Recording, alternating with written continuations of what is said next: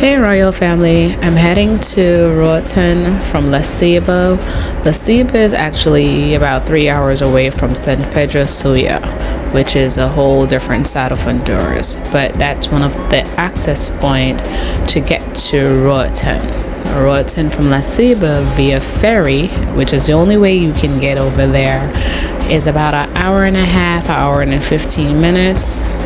There are scheduled times that are available. The weekend hours and holidays hours varies, so if you're gonna go, make sure you check the schedule.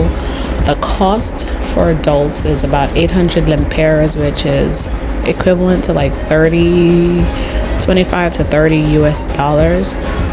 It's best to purchase your ticket at least a day before or a couple of hours before. The good thing about the ticket though is that it's good for a year. So if you buy the ticket and you didn't get a chance to use it, you just have to show up at least an extra hour or 30 minutes before the time that you want, and they will change the time for you. If you're gonna go with luggages, it's an additional, I think, $10 or $15 to check your luggage in. So it's kind of like, going on an airplane. You are required to bring your passport. However, when I went, I did bring my passport, but no one checked it. I'm not sure why, but I know when you're buying the ticket as well, you have to put your passport number and information, contact information, name, all of that is required. They do ask you to bring the passport, but like I said, no one checked the passport. They just check the tickets and scan it, and you are on your way. Keep in mind also the ticket price varies because there is two prices, I guess, for the regular seating section and kind of like the VIP section where you sit on the top of the ferry and there's a bar and you get to sit on the outside of the boat. So that's another thing that you can consider. It's up to you. If you're someone who is easily seasick or have motion sickness, I will suggest that you take a motion sickness pill or wear a patch, at least an hour before, because the ride can be bumpy. I don't know if it's because it was raining for 48 hours prior to me going to Roatan, but the route, or the trip rather, from La Ceiba to Roatan was not smooth at all. And for someone like me who goes on boats a lot of time, I actually was getting nauseous. So you may want to consider that. However, the good thing about it is that they do give you little small garbage bags just in case you feel sick or throwing up, then you have it to your access.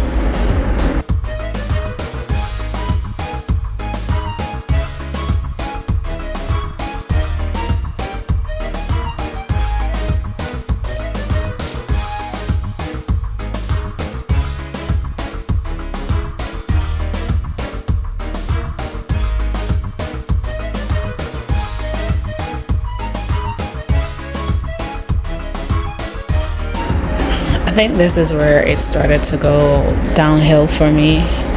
Like I said, I have experience with boats. I go on boats to fish a lot.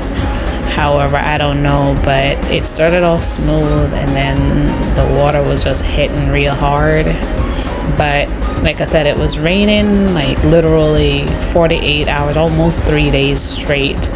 So the water was very rough and choppy, and I started to feel nauseous. I just had to close my eyes and drift off to sleep to prevent myself from throwing up, literally. But from what I understand, it's not usually like this. But again, if you are somebody who gets seasick, you may want to get a patch or the tablets, and you need to take those at least an hour before your trip. Other than the choppy waters, it was really a good hour and 15 minutes, and it goes by very fast because there's television in the sitting area of the ferry that you can watch. There's also place for snacks at the bottom as well as the top. I'm not sure what they have on the top because I didn't choose that option. Is like I said, it's a little bit more expensive, not by much, maybe an extra 10 or 20 US dollars. That you have access to a bar and you can view, from the outside. But it was not a long trip at all. There's a lot of space.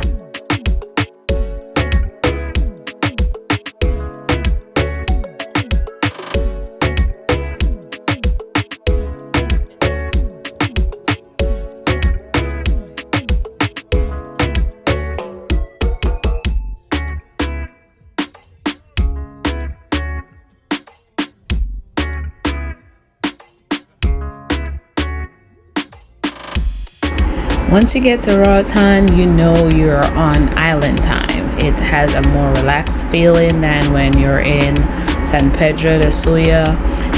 The people are friendly, and again, the accent, the sound is different. There's not a lot of Spanish, it's more English over there, and you will definitely mistake a local person for a Bayesian or a Trinidadian because that's how their accent sounded.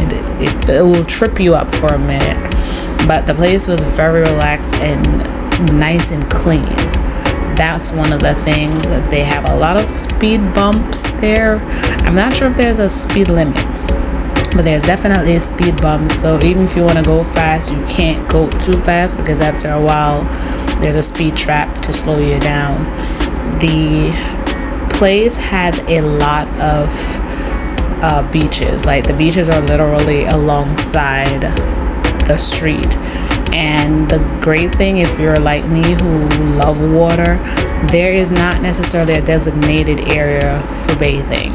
Once it's a public location, you can jump in the water anywhere.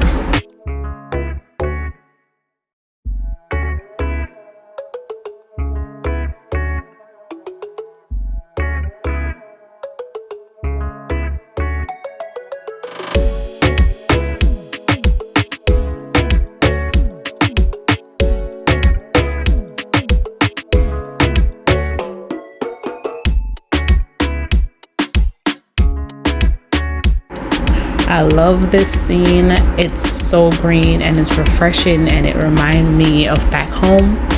The only bad thing about it is that I was there when some fruits were going out of season and other fruits did not come into season yet. So I missed out on some really good fruits. But other than that, it's one of those places that when you go there, you really don't think about much. And as far as the restaurants, they open till late.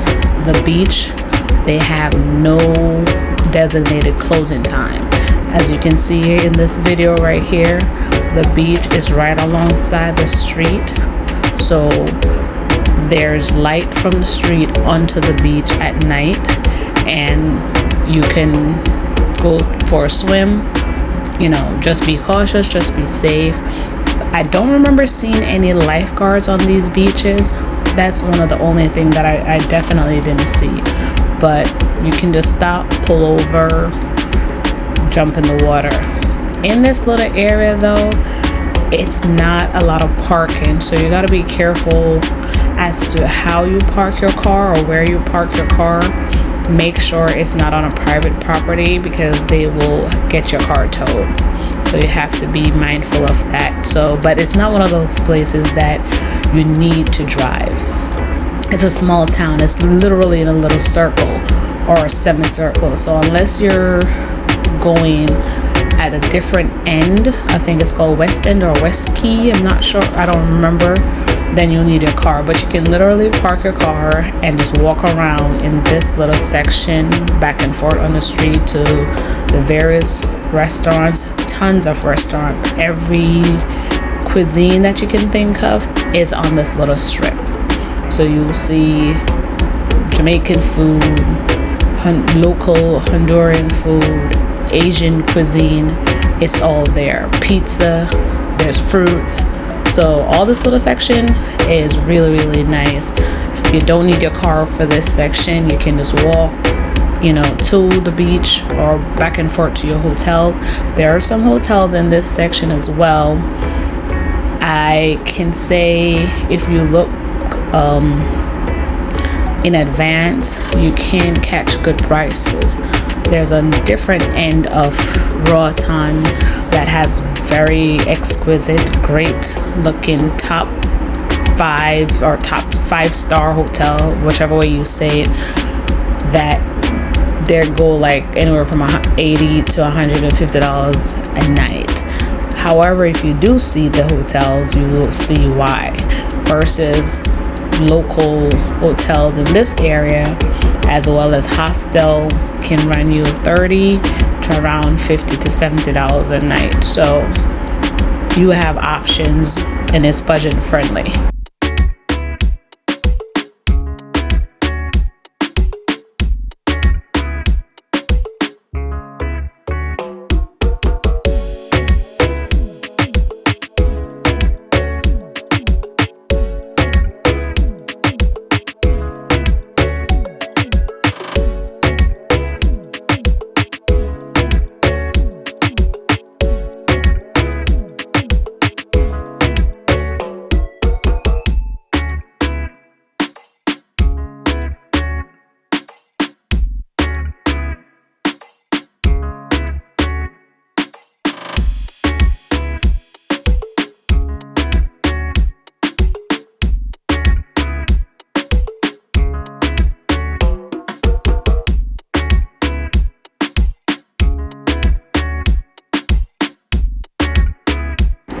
This spot was very nice. It has individual rooms or bungalows or huts, you would call them, and it had a very good view. So no matter what room you had, there's a great view. This one, I liked it because it looks out to the water, and if you're a water person, you can just step out, walk on the boardwalk. You have like a private boardwalk, and you can just go out there. For the cost, it was worth it. We had Wi-Fi. There was really great AC plus a fan, so it gets very cold. Then outside of the room, or all the rooms, I think they have their shower that you can rinse yourself off before you get in your room. So this spot, it was in the middle. It was not too expensive and it was not too cheap. $75, I think $80 for the night. So this was a very nice location. Whenever you visit Honduras, Roatan is a must stop. Again, you can fly directly to Roatan, or you can go from one of the ferry stops to take the ferry over. But it's one of those places that is worth staying at least a day and a half, to enjoy the beaches, to enjoy the food, and just have that relaxing island vibe that you're looking for.